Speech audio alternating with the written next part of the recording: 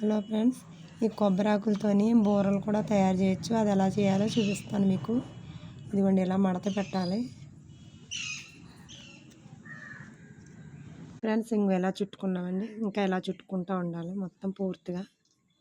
ఇలా చుట్టుకున్నాక దీనికి ఒక పుల్ల పెట్టాలి. దీనికి ఊడకుండా ఇక్కడ పుల్ల పెట్టాలి. ఇలా తయారయ్యాక దీనికి ఇలా పుల్ల గుచ్చాలి, ఊడకుండా ఇలా పెట్టాలి. ఇలా 2 ఆకులు డబల్ కట్ చేసుకోవాలి. ఇలాగా ఈ రెండాటిని ఒకదాన్ని ఇలా పెట్టాలి, వంపుగా పెట్టాలి. ఇలాగా రెండో దాన్ని దీనికి ఎదురుగుండా ఆపోజిట్లో పెట్టాలి. తయారు చేసుకోవాలి.